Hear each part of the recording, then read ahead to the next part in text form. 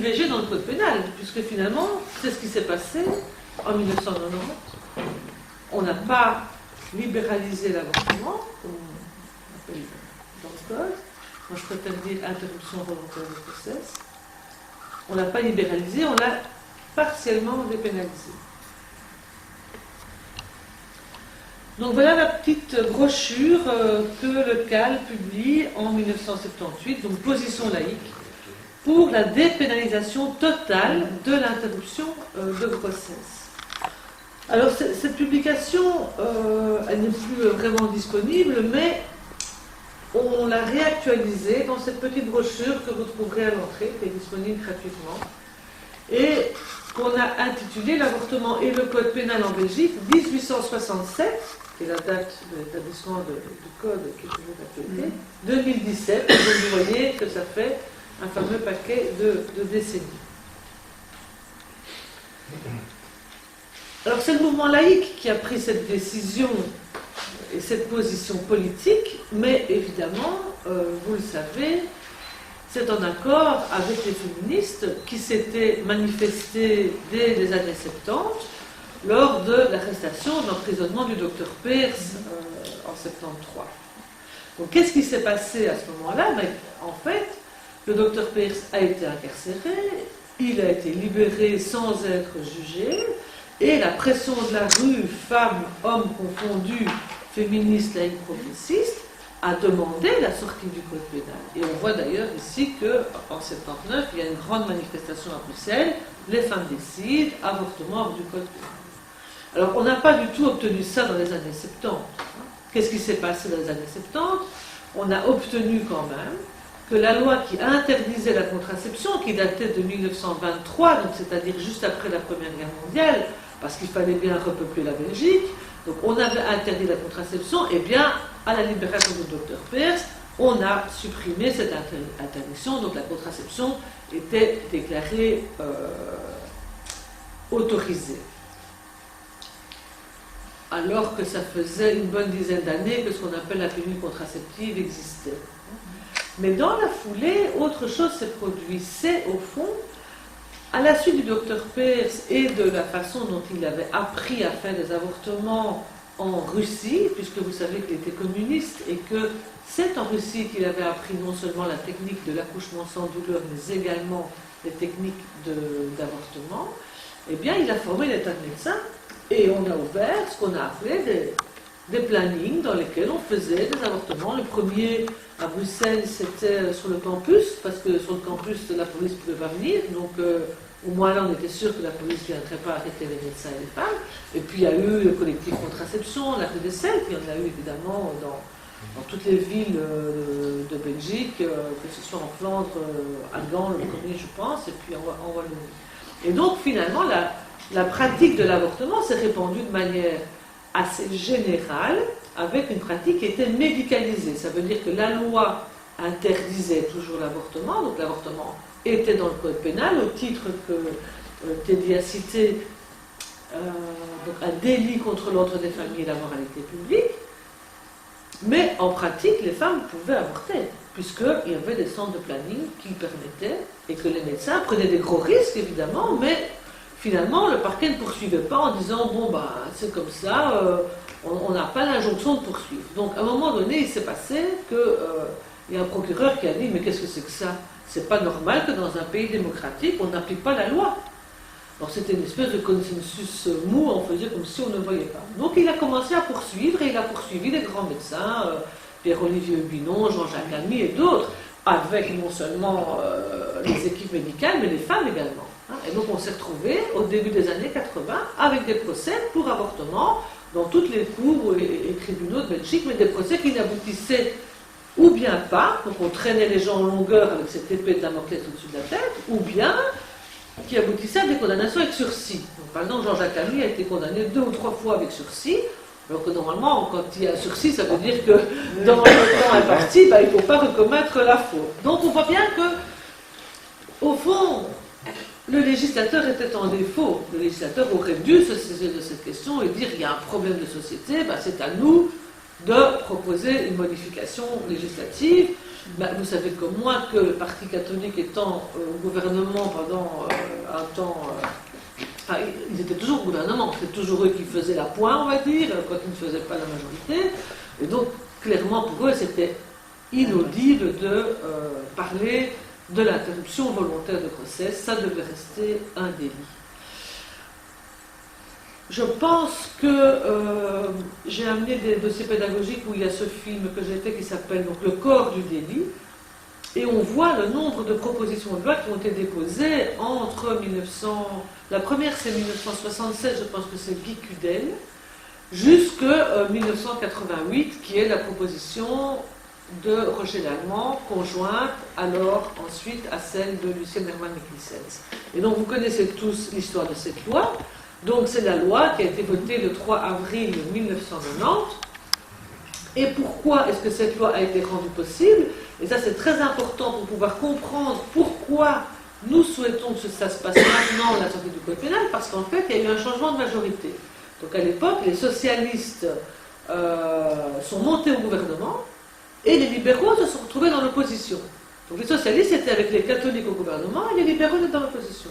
Donc Roger Lallemand, Filmouche, s'est dit, ben moi je suis un socialiste francophone, j'ai une proposition de loi que mon parti porte depuis très longtemps, eh bien on va convaincre la libérale flamande Lucienne Hermann-Michelsens de se conjoindre à nous et on aura une majorité qu'on appelle alternative. Ça veut dire à la fois des partis de la majorité et des partis de l'opposition. C'est ça qui a permis le vote de la loi, avec également en commission justice un vote très important, puisque vous savez que les lois passent d'abord en commission justice avant d'être en plénière. Et donc en commission justice, il y avait un médecin qui s'appelait le docteur Falise et qui faisait partie du Parti social-chrétien. Et lui, au lieu de voter contre, il s'est abstenu. Et c'est grâce à l'abstention du docteur Falise que la loi a pu passer le cap de la commission de justice et se retrouver en plénière, où là on avait évidemment la possibilité de faire voter d'une manière plus large. Alors évidemment vous connaissez l'anecdote, interruption volontaire de règne cette fois, de Baudouin Ier, qui dit ah ben non moi en fait c'est mon boulot de signer les lois. Finalement c'est quasiment la seule chose qu'il devait faire, mais ça il a refusé. Pendant 48 heures il s'est mis en congé, et donc c'est la seule loi dans le Moniteur belge en dessous de laquelle vous trouvez la signature de tous les ministres.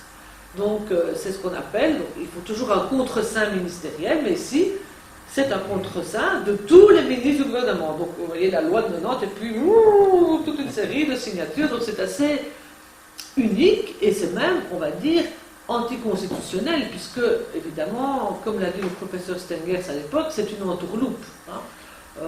Il n'y avait pas du tout, il n'était pas dans l'incapacité de régner. Il ne voulait pas régner. Et donc on le voit bien ici dans ces deux coupures de presse. Le premier c'est avortement, le roi ne signe pas, mais le gouvernement a pu s'en charger. Et puis point de vue image du monde, Baudouin Ier, la conscience d'un homme et les devoirs d'un roi, ce qui est faux, puisqu'en fait son devoir c'était de signer la loi. Et la conscience d'un homme, il n'est pas là en tant qu'homme, il est là en tant que roi, et donc en tant qu'homme il peut très bien estimer que l'avortement n'est pas admissible pour lui, sa femme, ses enfants, n'importe qui, mais en tant que roi, ce n'était pas son rôle du tout. Et donc on se retrouve avec, finalement, cet héritage aujourd'hui. Et on va comprendre pourquoi, pendant tout un temps, on a estimé que cette loi était une très bonne loi, parce qu'elle a permis d'échapper finalement à ces poursuites et de faire en sorte que les personnes qui pratiquent l'avortement et les femmes puissent pratiquer et y avoir recours de manière sécurisée au niveau juridique, mais il ne faut pas se leurrer, cette loi ne légalise pas l'interruption de grossesse, elle modifie seulement les articles du code pénal, et les conditions de la loi Lallemand-Michelsens sont en fait intégrées dans le code pénal.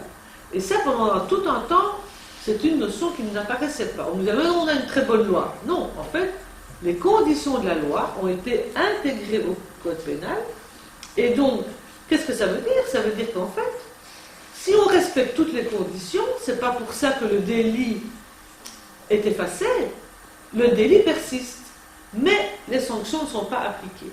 C'est ce qu'on appelle, alors ça je trouve que c'est vraiment formidable, la cause d'excuse absolutoire. Donc c'est un peu l'absolution juridique.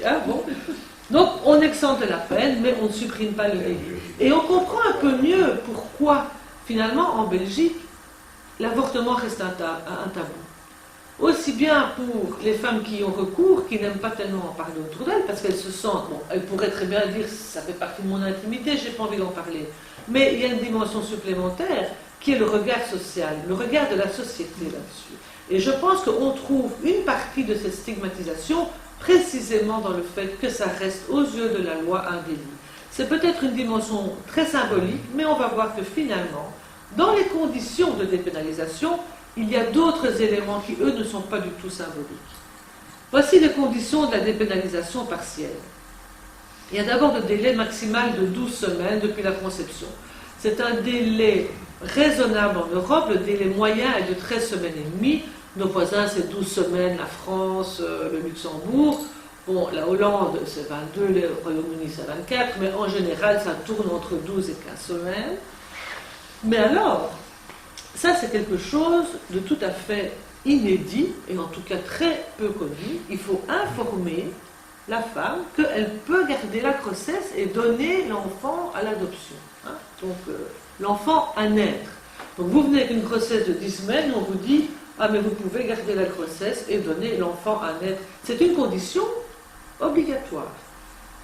Autre condition, il faut informer la femme des risques médicaux présents et futurs liés à une interruption de grossesse. Alors, il y a parfois des risques d'avoir des hémorragies après une IVG, mais il faut savoir que les risques liés aux grossesses et aux accouchements sont non seulement beaucoup plus nombreux, mais beaucoup plus graves.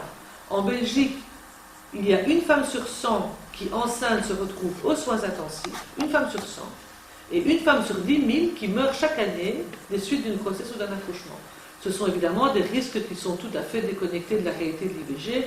En Belgique, personne ne meurt d'une IVG et personne ne se retrouve aux soins intensifs. Mais ça, on ne le dit pas. Hein. Donc, qu'est-ce qu'on voit? On voit que finalement, bien, les femmes ne sont pas si bien informées que ça. Hein. Ici, on doit les informer d'un risque qui, finalement, est quasiment inexistant. Alors, la femme doit aussi se déclarer en état de détresse. Et cet état de détresse doit être attesté par... Ça fait un grand débat à l'époque du vote de la loi parce que ça ne veut rien dire juridiquement. Hein. Un état de détresse, on va dire du vocabulaire, qu'est-ce que ça veut dire? Quand on est en détresse, ça veut dire qu'on fait des SOS, on est un peu perdu, on ne sait pas que faire, on est, on va dire, peut-être pas en pleine possession de ses moyens, puisqu'on est en détresse. Hein. En tout cas, on n'a pas les moyens de faire face à quelque chose, un danger, une menace. Mais d'un point de vue juridique, ça n'a aucun fondement. Et d'ailleurs, le Conseil d'État a renvoyé la loi en disant l'état de détresse n'est pas juridiquement objectivable, donc ça n'a rien à faire dans une loi et certainement pas dans une loi pénale. Mais en Belgique, on a dit oui, mais c'est pas grave, on va mettre beaucoup de choses derrière cet état de détresse, donc ça va servir à tout le monde. Et donc, on fait de nouveau un peu l'autruche et on se dit, ben, ça va englober toutes sortes de détresse. Et effectivement, aujourd'hui, bien que les médecins doivent remplir de manière très précise quel type d'état de détresse la femme invoque, ça peut être des problèmes financiers, j'ai assez d'enfants, je n'ai pas de chambre à coucher, enfin bon, tout ce que vous voulez. Donc finalement, l'état de détresse est déconnecté aussi de sa signification, mais ça a une signification beaucoup plus grave. C'est qu'en réalité, si une femme se présente dans un planning et qu'elle dit « je ne suis pas du tout en état de détresse », je suis déterminée à avorter, selon les termes de la loi, elle ne peut pas. Et les médecins qui attestent un état de détresse qui n'est pas objectivé devraient pouvoir également être poursuivis. Elle doit attendre aussi 6 jours entre le moment où elle prend le premier rendez-vous et le moment de l'intervention. Donc ça fait un grand débat dans le monde du planning familial. Pourquoi? Parce qu'en fait, il y a 2 éléments primordiaux là-dedans. Le premier, c'est il est normal, d'une part, de ne pas faire d'intervention directement, c'est impossible. Pourquoi? Parce qu'on fait des analyses de sang, on fait quand même un état de la santé de la personne, et on lui dit, bon ben voilà, est-ce que vous êtes bien déterminé, puisqu'elle doit le mettre par écrit en plus? Oui, je suis déterminée, ok, eh bien revenez le jour où le médecin sera là. Dans les plannings, il n'y a pas de médecin tous les jours. Mais imaginons une femme qui vient lundi. Le médecin, lui, vient le mardi. On lui dit, ah ben vous devez attendre au moins 6 jours incompressibles. Donc ça fait mardi, mercredi, jeudi, vendredi, samedi, dimanche, lundi, mardi. Donc en fait, quand on sait que les 12 semaines, c'est déjà un peu la course contre la montre pour être bien dans les délais, mais que finalement, il y a une semaine minimale entre le premier rendez-vous et l'avortement, ça veut dire que c'est déjà pas 12 semaines, c'est au minimum 11 semaines. Et donc on voit bien que là, il y a encore quelque chose qui est en jeu. C'est comme une forme d'entrave qui est en plus, de nouveau, peu lisible. Parce qu'en réalité, qu'est-ce qu'on a mis en place, surtout en francophonie? On a mis en place, au fond, un accueil des femmes. Donc les femmes doivent être accueillies, informées, etc., par des psychologues. Et donc les psychologues, ils reçoivent la femme le premier jour, et puis ils reçoivent la femme la deuxième fois, donc une semaine après, etc. Donc eux, ils ont un carnet, un agenda bien rempli, puisque pour chaque femme qui vient, ils ont 2 rendez-vous. Alors évidemment, si on dit, ah ben non, finalement, il ne faut plus les 6 jours, et la femme pourrait avoir recours à l'avortement le surlendemain, par exemple, là, parce qu'il y a des femmes qui disent, moi, c'est pas possible, je ne veux pas encore rester une semaine, je ne peux pas, c'est trop lourd pour moi, c'est trop difficile. Ah, en Belgique, c'est pas possible, vous devez attendre une semaine. De réflexion, hein, donc c'est pas une semaine pour des raisons pratico-pratiques, c'est réfléchissez quand même bien à ce que vous faites. Hein. Et donc on se trouve ici devant un débat qui, je l'espère, ne va pas entraver les négociations, parce que très clairement, dans les plannings aujourd'hui, il y a cette question de, bah oui, mais bon, le personnel, pour le personnel, c'est plus intéressant d'avoir, on va dire, 2 rendez-vous de psy qu'un seul, et donc on voit aussi que cette institutionnalisation et cette psychologisation n'est pas toujours dans l'intérêt des femmes. Donc je l'ai dit, détermination écrite de la femme d'avoir recours à l'IVG, ça c'est aussi pour protéger le médecin, hein, parce que clairement l'avortement non consenti reste dans le code pénal et le restera, hein, parce qu'on ne peut pas forcer une femme à avorter, donc si elle a signé qu'elle veut le faire, bah, le médecin a couvert. Et puis il y a cette fameuse clause de conscience. Alors ça aussi c'est intéressant, parce qu'en fait, en Belgique, tous les médecins peuvent refuser un acte médical. Un médecin peut dire, moi je ne vais pas vous opérer du nez, ou moi je ne vais pas vous opérer du dos, j'estime que je ne le fais pas parce que je trouve que ce n'est pas utile, ou parce que ça ne me convient pas de vous mettre une poitrine qui fait 1,50 m, enfin, il peut avoir toutes les raisons qu'il veut. Mais ici, sur la question de l'IVG, c'est spécifique. Donc sur l'IVG, c'est oui, mais il peut avoir, comme notre roi d'ailleurs de l'époque, des raisons de conscience. Hein. Et donc lui, il peut décider que finalement, il ne va pas pratiquer l'avortement. Alors que normalement, la clause, je dirais, de refus de tout médecin devrait suffire. Il dit, bah non, moi je ne le fais pas. On ne lui demande pas finalement pour quelle raison il ne veut pas le faire. Mais ici, on érige cette conscience finalement comme un élément supplémentaire dans le droit. Avec ceci qui est vraiment grave, c'est qu'en fait, il n'est pas obligé de dire à la patiente, je vous renvoie vers tel médecin qui lui va faire l'avortement.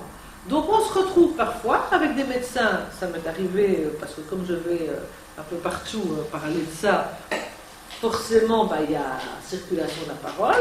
Un médecin par exemple qui dit à une dame ah mais oui mais vous êtes encore très tôt, réfléchissez, ou bien ah mais vous avez 40 ans mais ça ne va pas tenir, vous allez voir ça va partir tout seul. Et puis la dame, elle se rend compte que en fait, le médecin la traîne en longueur. Et puis quand elle revient encore qu'elle insiste, le médecin dit, mais de toute façon, moi je ne vais pas faire ça. Alors la dame qui m'a raconté ça, elle était au bord des larmes parce qu'elle me dit, c'est mon médecin de famille et il a suivi toutes mes grossesses et tous mes enfants. Et j'aurais jamais cru qu'il allait prendre le pouvoir sur mon corps comme ça, alors que je le connais depuis 20 ou 25 ans. Hein. Et alors finalement, il a dit, moi je ne le fais pas, mais alors elle a dû se débrouiller pour trouver un médecin qui était d'accord de le faire. Donc normalement, dans d'autres pays, quand on utilise la clause de conscience, on dit, il ne le fait pas, il doit le dire au premier rendez-vous, mais il doit l'envoyer chez quelqu'un, prendre son téléphone et dire, cher confrère, je vous envoie ma patiente. Hein. Tandis qu'ici, de nouveau, on utilise des délais, et alors on met la femme dans cette situation, débrouille-toi ma fille, c'est quand même toi qui as fauté, en clair. Alors en fait, toutes ces conditions, si elles ne sont pas respectées, donc de manière cumulative, eh bien, les sanctions pénales s'appliquent pour le médecin comme pour la femme. Et donc, on prévoit une peine de prison de 3 mois à 1 an et une amende qui est restée en francs belges parce que, bon, comme ça date des années 90, ils n'ont rien modifié. Donc clairement, si aujourd'hui nous avons un procureur un peu tatillon, un peu Vlaams-Belang, NVA ou CDNV ou autre qui dit mais moi, qu'est-ce que c'est là-bas? Est-ce qu'on a bien informé cette femme qu'elle pouvait garder sa grossesse et donner l'enfant pour l'adoption?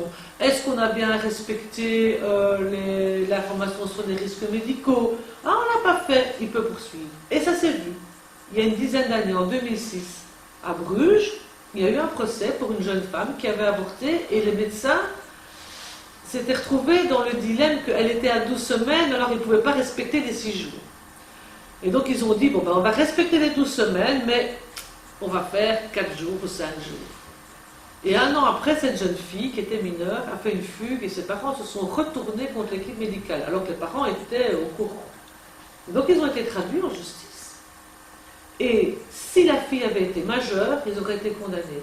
Ils ont été acquittés parce que, au fond, ils avaient pris la meilleure décision pour une mineure. Vous voyez ? Et donc c'était en 2006 en Flandre. Hein. Donc il ne faut pas croire que la sortie du code pénal, ce n'est qu'une dimension symbolique. Il y a dans la loi ce que moi j'appelle des concessions qui ont été faites aux anti-avortements de l'époque. Et ça c'est très clair dans les discussions parlementaires.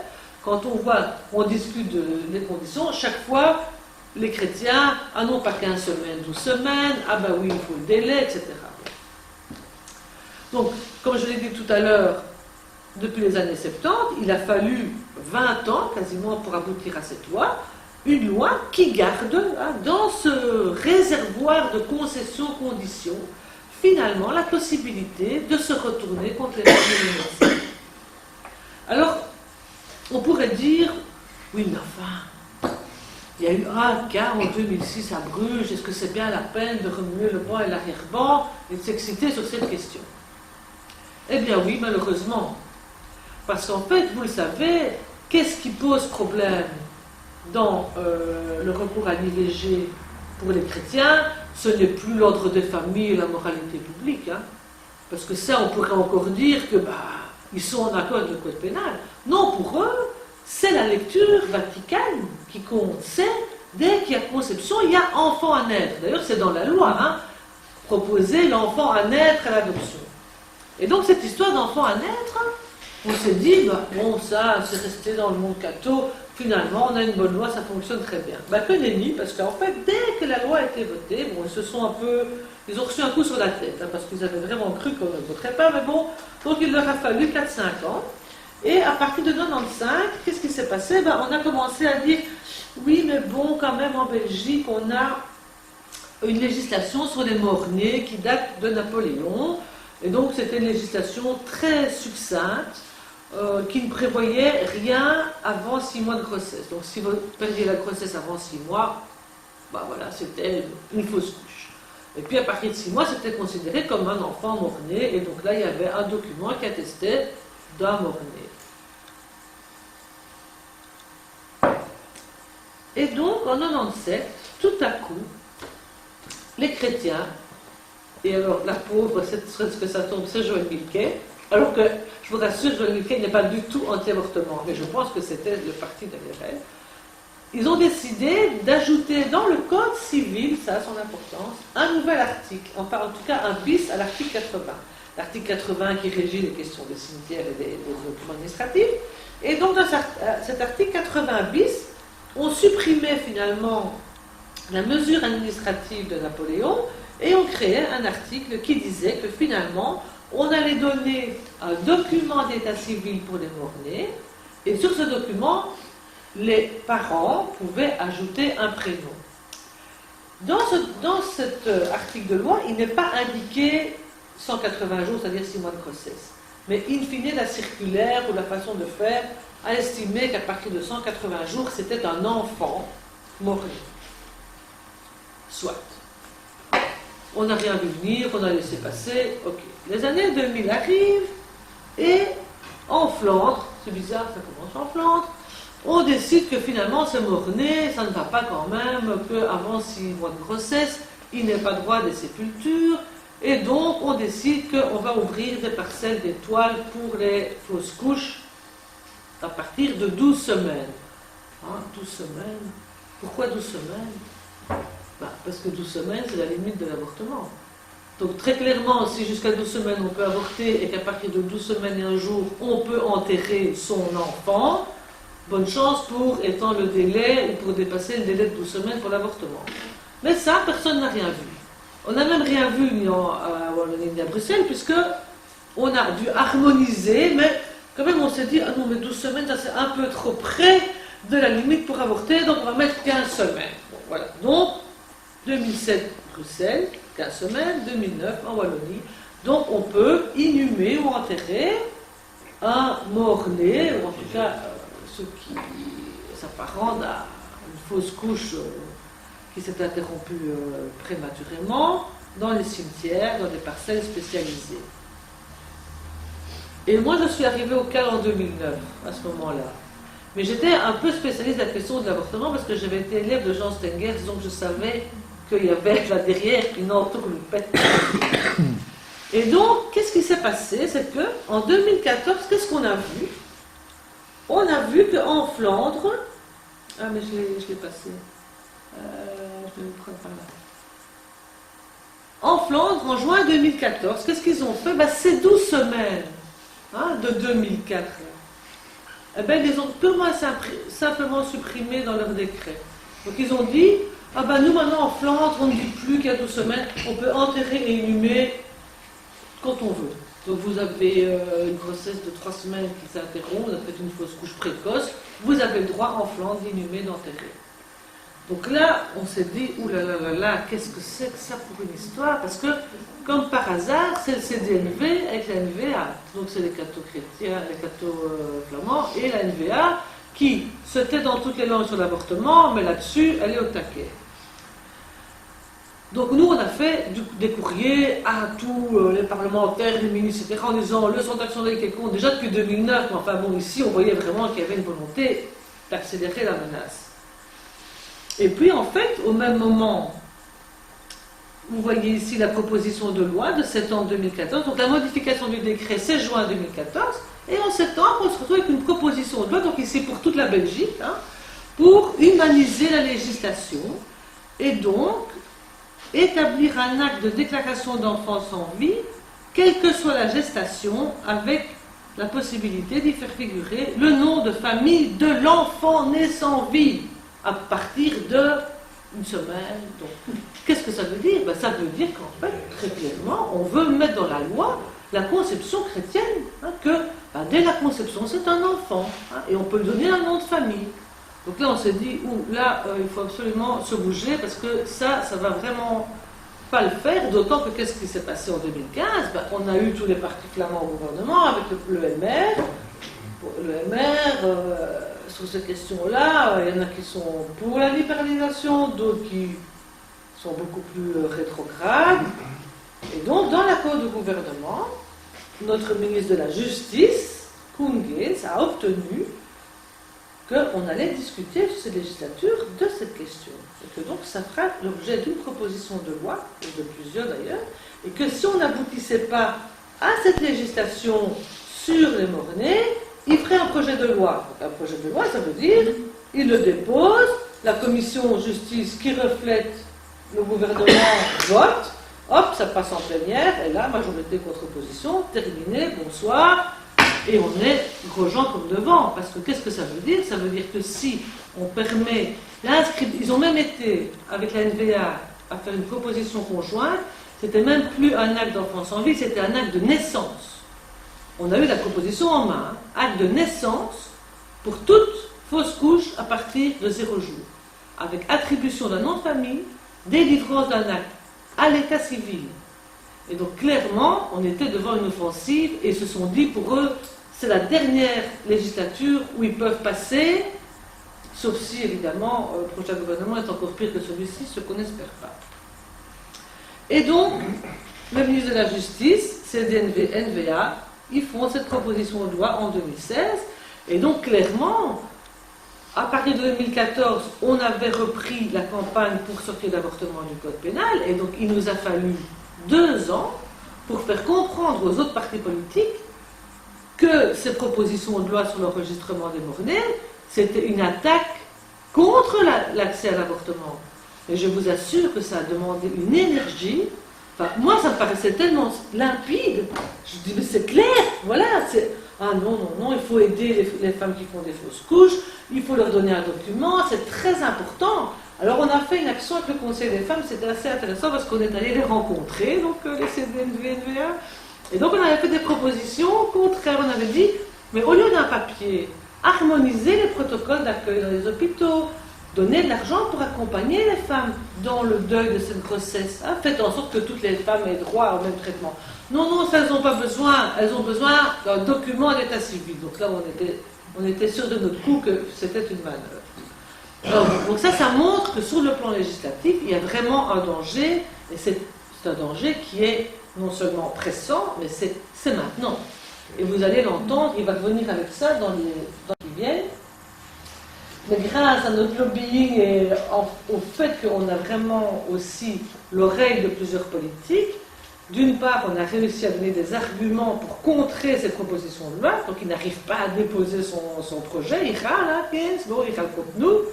Et en même temps, qu'est-ce qu'on dit? Nous, on dit, si jamais il l'obtient, alors on sort l'avortement du code pénal. Parce que sinon, on fait une espèce de révolution au sein de la commission de justice et on dénonce ce qui est en train de se passer. Ce qu'on a déjà essayé de faire, mais la presse ne marche pas trop. Enfin bon, ça c'est sur le plan législatif. Alors il y a d'autres menaces, parce qu'en Belgique, il ne faut pas croire qu'on est mieux loti qu'ailleurs. Donc par exemple, vous tapez IVG, avortement sur Internet, vous tombez sur ivg.net, vous êtes enceinte, vous envisagez l'IVG, c'est super, quand on téléphone, la dame dit « Ah, vous êtes enceinte, et de combien ? Ah, ça avait été violé, ah, ça c'est quand même moche. Et vous connaissez la garçon qui vous a violé ? Oui, donc il y a une fille qui a fait le test, hein, c'est paru dans la DH, incroyable.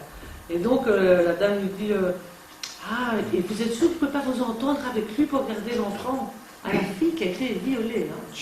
En Belgique, hein, et c'était en juin 2016. Hein. Donc on se dit, d'où sortent ces gens, hein, faut dire.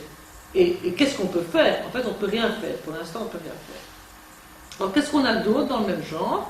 Donc, on a eu des campagnes anti-IVG dans les trams et les bus de Lane en avril 2016.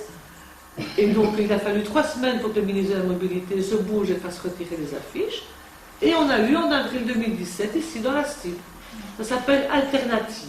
Ben oui, c'est Alternative à l'avortement, mais ça ne se dit pas comme ça. Donc, vous êtes enceinte, appelez Alternative, et donc c'est le même topo. On essaie de forcer les filles à garder la grossesse. Alors, vous le savez tous, la ministre de la Santé qui est VLD, elle refuse maintenant qu'on donne la pilule du lendemain dans les plannings, et même la pilule contraceptive, selon une loi de 1967 que nous allons rechercher dans les tiroirs. Hein, donc, les plannings sont subventionnés pour donner de la contraception, pour acheter des pilules, mais il ne peut plus les donner maintenant.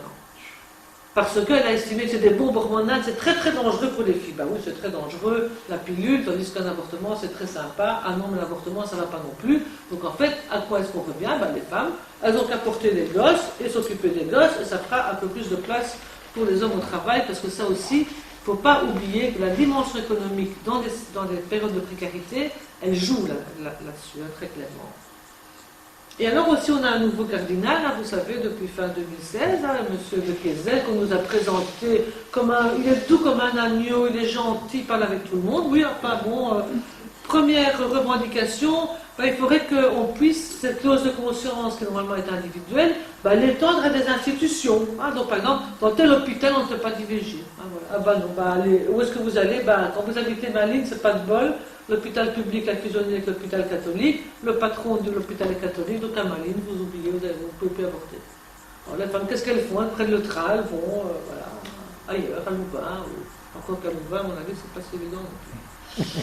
Alors tout ça, on pourrait dire, oui, mais enfin, c'est un peu suspicieux, hein, parce que ce sont des petites attaques par-ci, par-là. Est-ce que c'est vraiment coordonné? Oui, c'est très clairement coordonné.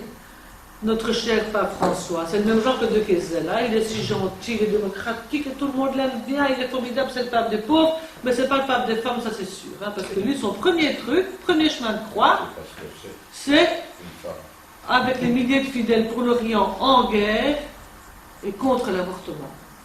Premier chemin de croix, hein, contre l'avortement. De quoi je me mêle, franchement? Parce qu'en plus, nous, on a quand même des avortements médicalisés, mais je vous dis pas en Amérique latine, elles meurent, hein, et c'est la première cause de mortalité chez les femmes. des avortements clandestins. Et en Afrique, n'en parlons pas. Alors il a aussi un chouette copain à l'époque, ça c'était en 2013.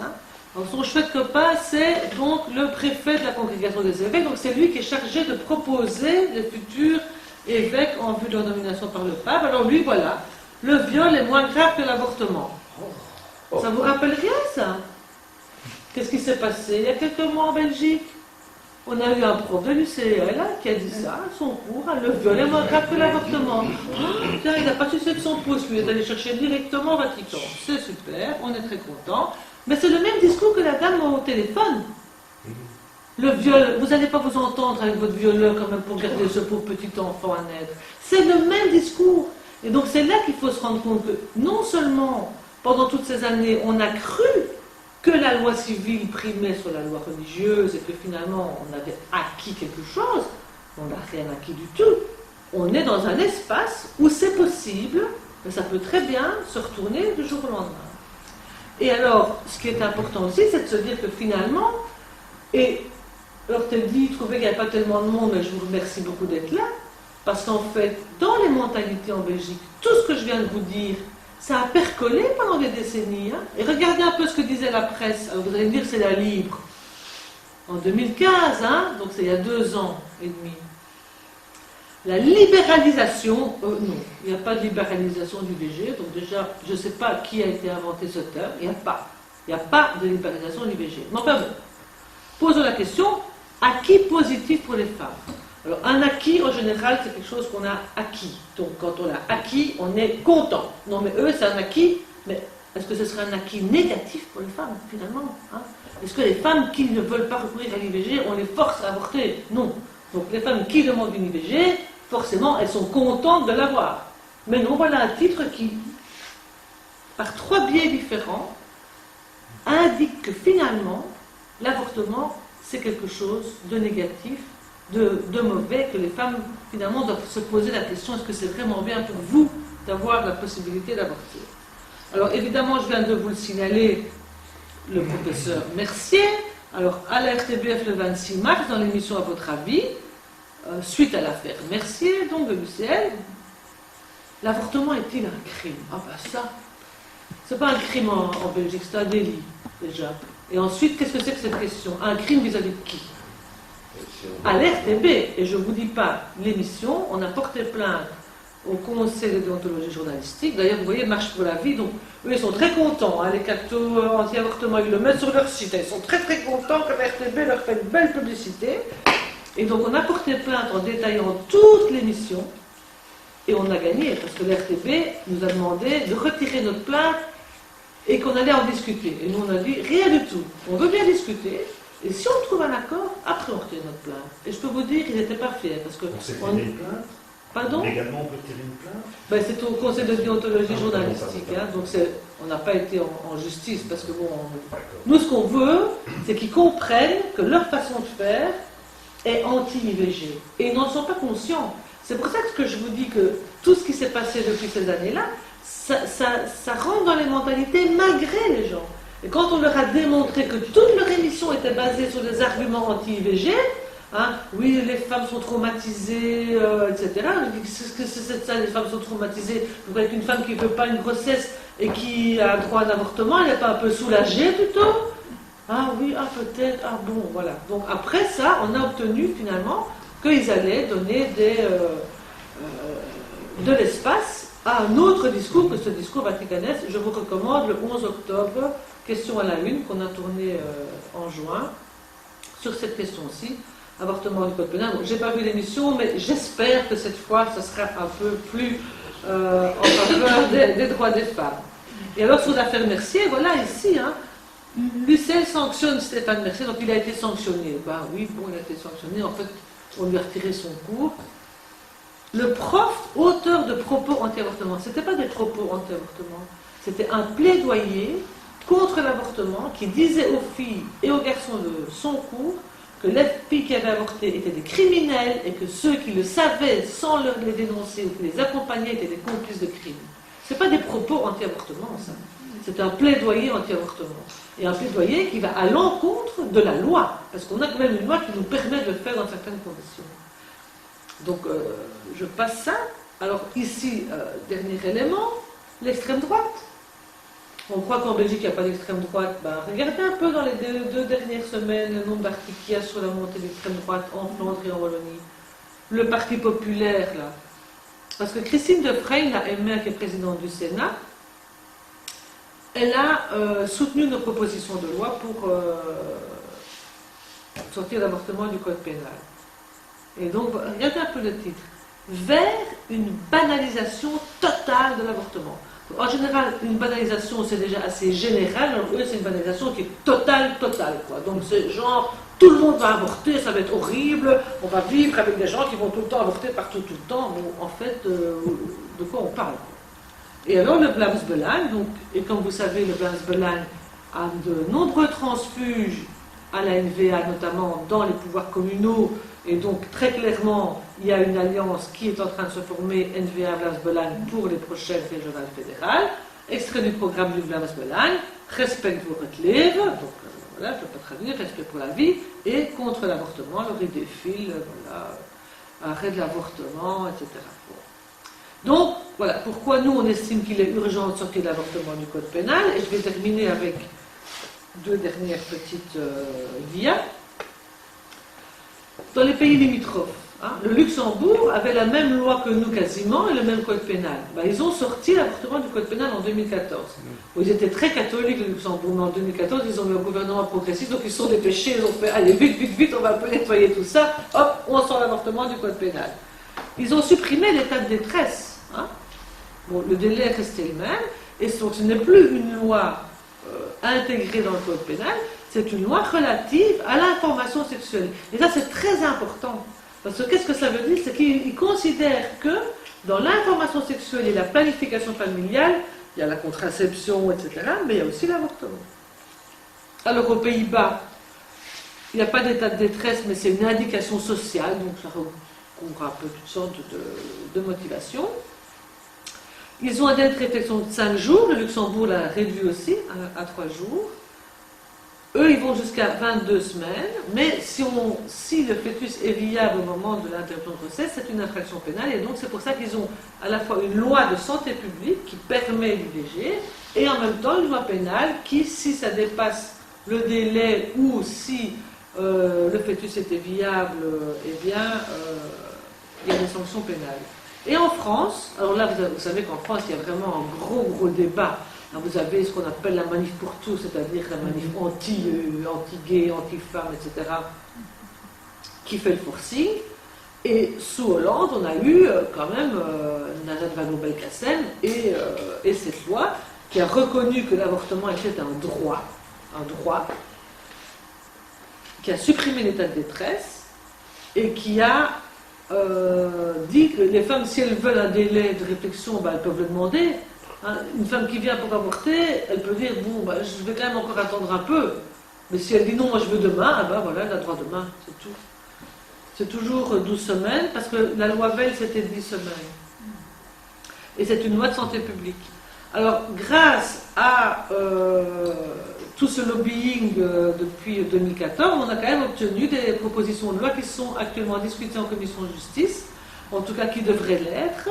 Donc, Défi, le premier à avoir déposé en mai 2016, le PS fin mai, et puis Écolo fin novembre 2016 et en janvier 2017, parce que suite à un débat qu'on a fait, c'était marrant, qu'on a fait à Liège, la proposition qu'ils avaient déposée a été très critiquée parce qu'elle n'était pas très bien ficelée, donc ils ont revu un peu leurs conditions, donc ils ont ressorti un texte. Et puis vous avez le PTB, et enfin le 22 juin, l'OpenVLD. Et ça, c'est très intéressant parce que finalement, c'est comme en 90, c'est les libéraux flamands qui sortent. Et donc, on pourrait avoir très bien une majorité alternative, opposition, puisque tout ça, c'est des partis de l'opposition, Défi, PS, Écolo, PTB, SPA, qui avait fait une résolution, mais qui a déposé juste avant les vacances une proposition de loi. Et donc, qu'est-ce que ça donnerait? Eh bien, sur 150 députés, on a 4 partis au gouvernement. Alors, les partis contre, ce serait la NVA, le CDNV, le CDH, le Parti populaire de Vlaams Belang, et puis les 2 ex-NVA qui ont été virés parce qu'ils avaient prôné la laïcité de la Constitution, donc la NVA a trouvé qu'ils avaient exagéré. Et on a compté que, allez, sur 20 MR, on aurait peut-être 5 qui voteraient contre. Donc on s'est dit, allez, 70 voix contre, et on pourrait avoir 80 voix pour. Et donc pour nous, très clairement, c'est maintenant qu'il faut le faire, et il faut obliger le MR à sortir sa proposition de loi, parce qu'ils en ont une. Et je crois que ça va se faire dans les semaines à venir, surtout si Gaines revient avec ses fœtus. Donc je pense que tous autant que vous êtes, si vous pouvez faire passer le message, je crois que c'est le moment, c'est l'instant. Merci pour votre attention.